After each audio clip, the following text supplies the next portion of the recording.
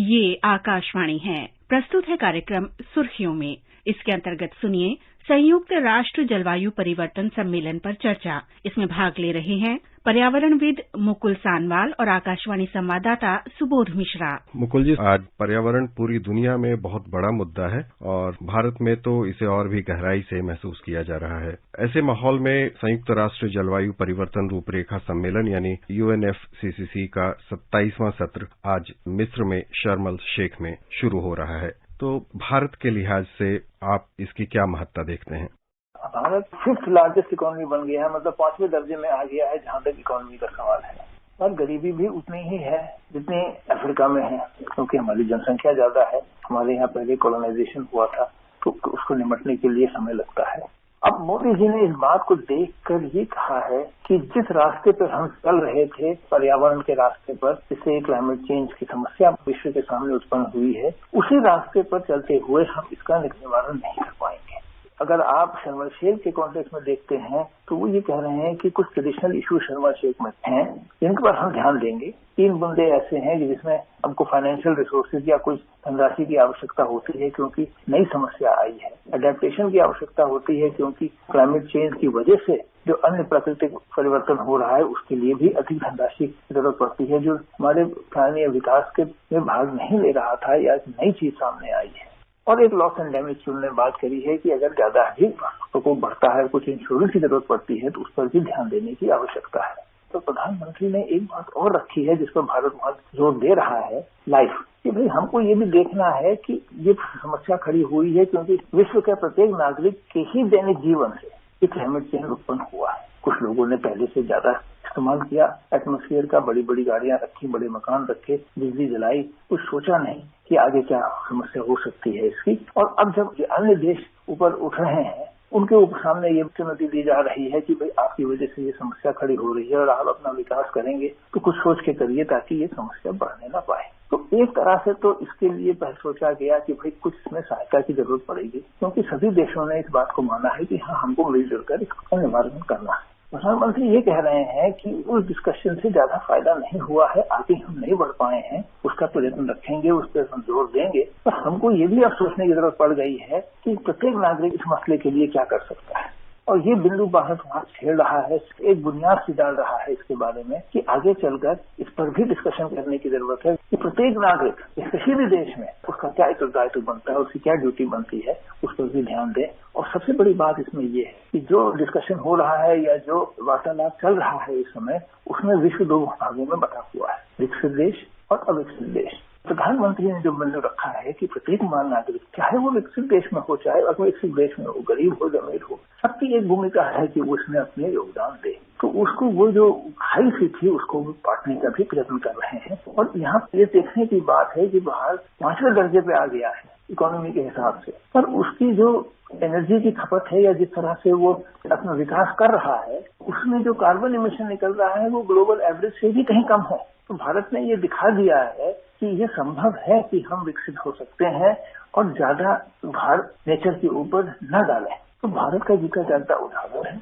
जैसा आपने अभी जिक्र किया, क्लीन एनर्जी की बात है जो अभी वैसे भी पूरी दुनिया में चर्चा हो रही है और इस पर काफी प्रयास भी किए जा रहे हैं। तो हमारे देश में इसकी क्या संभावना है, क्योंकि वैसे भी जब हमारा उत्सर्जन स्तर बाकी देशों से काफी कम है। ये तो ऐसा था कि जब हम लोगों ने विकास किया, हम लोगों ने क्या दुनिया में जो विकास हुआ तो कॉलोनीज थी और अन्य देशों से उनको नेचुरल रिसोर्सेज कहिए, कोयला कहिए, तेल कहिए, प्राप्त करने की सुविधा थी, सस्ते दाम में प्राप्त किए गए। पदार्थ सस्ता था, उसका अंधाधुंध उपयोग हुआ, उससे विकास हुआ। प्रधानमंत्री जी ने भी ये सोच की बात है कि ये देखा कि देखिए कुछ ऐसे देश हैं जहाँ धूप बहुत अच्छी रहती है, पूरे साल करीब करीब अच्छी धूप मिलती है और सौर ऊर्जा के बल से हम बिजली पैदा कर सकते हैं। जिन देशों ने यहाँ कॉलोनाइज किया था उनके लिए ये संभव नहीं था क्योंकि उनके देशों में इतनी सौर ऊर्जा है नहीं, अधिकांश दिन उनके यहाँ बारिश में ही बीतते हैं। इस बात को लेकर भारत ने इंटरनेशनल सौर की एक नींव डाली, इसको आगे बढ़ाया गया है। और मेरे ख्याल से प्रधानमंत्री जी का ये सोच बहुत जरूरी इसलिए भी है भारत के लिए कि आज की तारीख में 3/4 एनर्जी, चाहे तेल हो चाहे गैस हो, वो हम विदेश से प्राप्त करते हैं।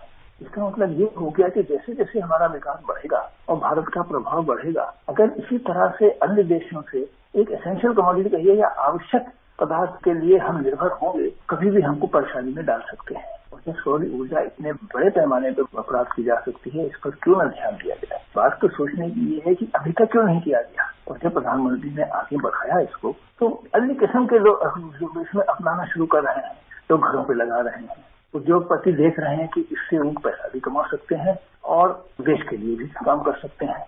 और जब डिमांड बढ़ती है या जब आवश्यकता बढ़ती है और लोग खरीदने निकलते हैं, तो प्रोडक्शन कहिए या जो उत्पादन में खर्च है वो भी घटता जाता है। तो सोलर पैनल के दाम घटते जा रहे हैं और भारत ने भी इस पर ऐलान किया है कि हम यहीं उनको बनाएंगे। तो मेरे ख्याल से ये जो नई सोच की बात है कि भाई हमको उस रास्ते पर चलने की जरूरत नहीं है जिस रास्ते पर अन्य लोगों ने चलकर इस समस्या का उसके सामने खड़ा किया है। हमको सोचना है कि हम कुछ नया रास्ता अपना सकते हैं ताकि इसका निवारण करें। तो लाइफ के साथ साथ ये सोलर अलायंस या सौर ऊर्जा पर जो जोर दिया है प्रधानमंत्री ने, मेरे ख्याल से ये आगे चल के पता चलेगा कितना क्रांतिकारी है। आपने बताया कि भारत अपनी भौगोलिक स्थिति का लाभ उठा सकता है सौर ऊर्जा के उत्पादन के मामले में, और इस मामले में हम पश्चिम के कई देशों से बेहतर स्थिति में हैं। एक और मसला है कि विकसित देश हमेशा विकासशील देशों पर जोर देते रहते हैं कि कार्बन उत्सर्जन कम करें, जबकि अगर उनके यहाँ का देखें तो प्रति व्यक्ति जो कार्बन उत्सर्जन है वो शायद हमारे देश से काफी ज्यादा होता है, लेकिन वो हमेशा उनका जोर होता है कि विकसित देशों पर या विकासशील देशों पर जोर दिया जाए। इस पर क्या दिशा अपनाई जा सकती है? देखिए, जब 1990 में इस पर बातचीत चल रही थी तो हमारे यहाँ ऐसी कोई समस्या नहीं, न हमारे यहाँ इस पर कोई साइंटिफिक या वैज्ञानिकों ने कुछ इस पर काम किया था। उस समय से उन्होंने ये कहना शुरू किया कि जो पदार्थ निकल रहे हैं उस पर हमको ध्यान देना है, क्योंकि ये हजारों साल रहता है, इस पर ध्यान देना है। आगे चल के ये बात आई कि कार्बन 1 साल में निकलता है, उसका कोई बुरा प्रभाव नहीं पड़ता है, क्योंकि अगर कार्बन 1000 साल तक रहता है तो जो कार्बन वहां पे रह जाता है उसको सम्मिलित रूप से जो उसका प्रभाव पड़ता है उसका असर पड़ता है यहाँ प्लेनेट पर या हम लोगों के ऊपर। मैं इस बात को दोहराना चाहता हूँ, जो हर प्रति वर्ष जो पदार्थ निकलता है, कार्बन डाइऑक्साइड, मीथेन, जो भी इसका असर बुरा असर होता है, उसका असर नहीं होता, जो जमा रहता है, क्योंकि हजारों साल तक ये एटमॉस्फेयर में रहता है, तो ये सम्मिलित इसका रूप जब धारण करता है उसका असर पड़ता है। तो हम सम्मिलित रूप में देखते हैं कि क्या हुआ, इसको देखना पड़ेगा कि पीछे से कितना आकार गया और अभी भी वहां पड़ा हुआ है। जब हम इस दृष्टिकोण से देखते हैं तो जो बड़े देश हैं जो अब विकास कर रहे हैं, चाइना है, भारत है, ब्राजील है, साउथ अफ्रीका है, इनका बहुत कम प्रभाव है। परसेंटेज टर्म में भारत का 5%, 10% से ज्यादा नहीं है सबको मिला के। चीन को भी मिलाते हैं तो 20 से कम पड़ता है आगे।